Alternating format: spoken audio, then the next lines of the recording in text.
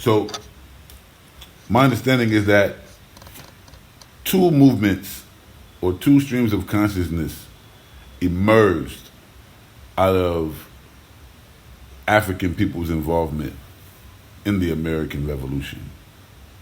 If you look at it, all of the Africans were not enslaved.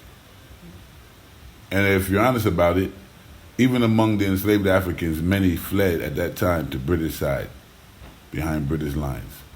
And many were allowed to fight on the American sides as well. Ultimately, these people, many of them, will be granted their freedom and become known as, according to my understanding, the first black American patriots, the first free Africans to form a society and a community around the church and around the concept of being American patriots. They created an ideal, an identity, an ideology, and a movement that over the centuries you can call black civilian nationalism. It is a form of black patriotism within the United States of America. And you'll see it in the FBA movement. You see it in the ADOS movement, where they are proud black Americans, patriotic about it. They will argue the world about how great and powerful America is because our ancestors built it. You understand? And then at the same time, you had those who fled from behind enemy lines on plantations all throughout the South, from Virginia on down, and made it to the British side of the fight and were trained, armed, and mobilized as black loyalists for the British. We'll call them the British black loyalists. These British black loyalists from the American Revolution will also say that a portion of them, some of them, gave birth to the ideal, identity, ideology, and movement that we know today as the Back to Africa movement. Because after the British was defeated in the American Revolutionary War, the British evacuated its black loyalist soldiers. Most of them either going to London or Nova Scotia, where the largest group was taken. From among that group, about 1,200 of them would ultimately become the founders and the first settlers, the second settlers actually, but the founders of Freetown, Sierra Leone, the current city, the current municipality, the current jurisdiction, the current capital city of Sierra Leone, West Africa. Those two movements still exist. You'll see that one is focused on sovereignty and doing for self and having our own land and our own system of governance and having our own. And the other one is focused still on civil rights, focused still on civil issues, domestic America issues.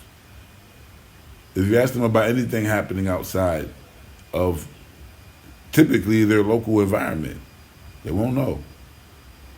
Sometimes not even across town. And so there's a very, very, very stark difference in the worldview of those who have a patriotic black American worldview.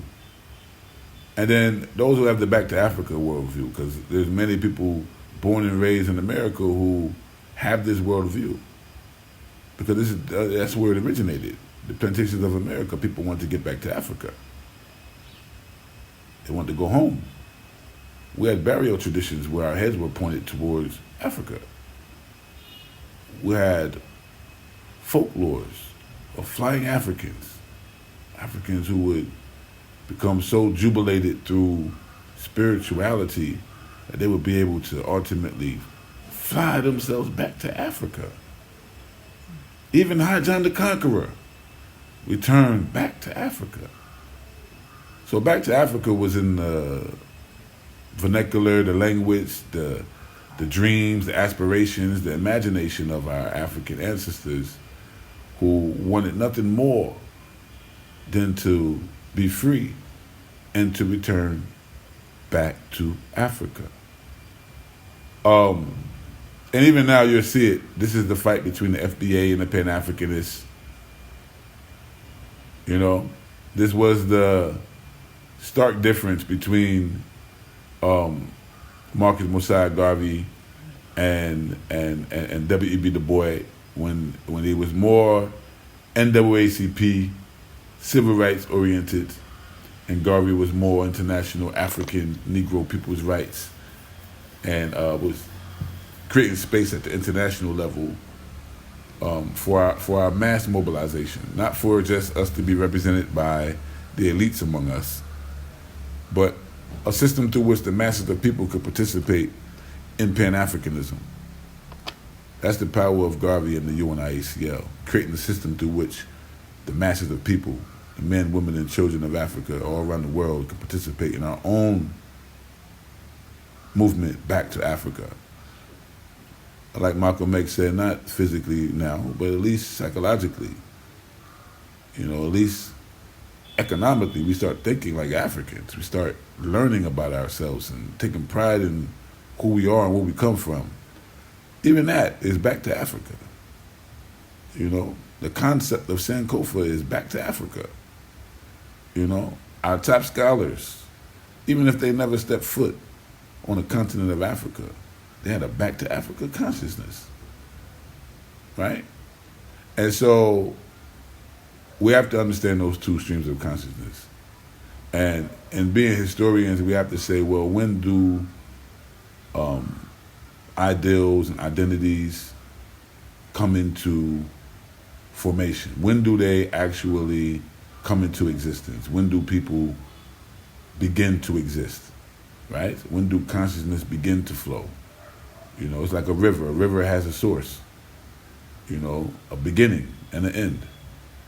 So where does this concept of us being black, patriotic American citizens, first and foremost, versus us being Africans and our mission being to get free and get back to Africa come from? These are two very, very different consciousness.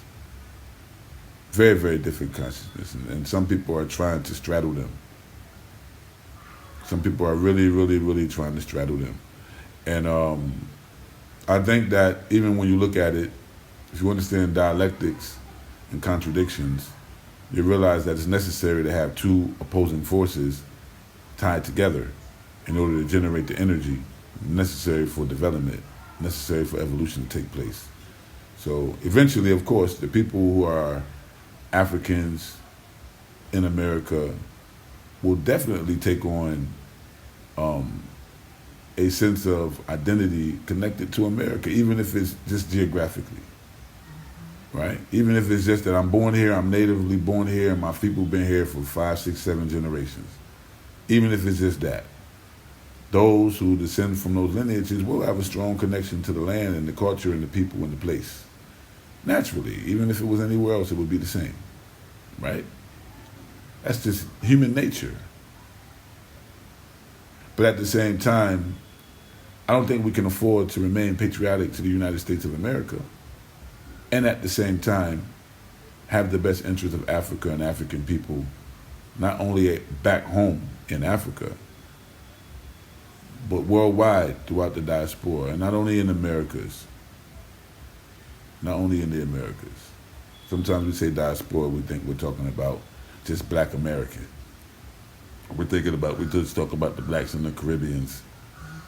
No, we're talking about the global African family, talking about the African nation that Marcus Mosiah Garvey envisioned. This is why African nationalism is universal. It's not local, it's not national. It's not just for one nation or for one group of us. Ours is universal African nationalism. We are Garveyites. That's our ideology. And it's directly connected to the development and evolution of the Back to Africa movement, quote unquote, that we can trace back to directly to the American Revolution and directly to the Black British loyalist faction who emerged in in the midst of warfare and was evacuated to Nova Scotia. And then that part of the community that literally protested and sought the support of European abolitionists demanded that they be taken back to Africa. They wanted to come back to Africa. They chose Africa over America. They chose to go back to Africa. And if they did not choose to go back to Africa, there would be no Freetown, which is the first resettlement of Africans from the American diaspora returning back to the continent permanently. So you still have those lineages here. You still have those people here. That consciousness is interwoven within the social fabric of the culture here. We're like social Pan-Africanists. We're used to it. We're used to different people from different tribes and different groups and different countries all coexisting within Freetown. Freetown is a metropolitan Pan-African hub, And then if you look at it, that without Freetown, you don't get the suppression of the transatlantic slave trade on this side. And you also don't get the Creole community who played a very key administrative role within the time of the British West Africa, which was during the 1800s. Before there was a Berlin Conference, the British already was ruling West Africa from Freetown. It was already ruling colonies, early settlements in Ghana and Nigeria and Gambia already. And Freetown served as the launch pad, the launching board, the home base for those who then went down just south of us and established what would become Liberia. So Freetown was the hub. Freetown was the main center of Back to Africa activity, the main place where African people were going through this experience of on one hand being free or being set free and developing along Western cultural lines, meaning that many of them were becoming Christian. They were learning Western carpentry. They were learning how to build Westernized homes. They were Africans, but their education was Western. They were Africans, but their religion was Western. And hence they remained psychologically and spiritually colonized.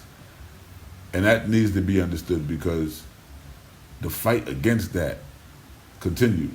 This is why even though they took European names, many of them also had African middle names. It's kind of like how the Gullah Geechees have crib names. And sometimes the crib names go back to an African language.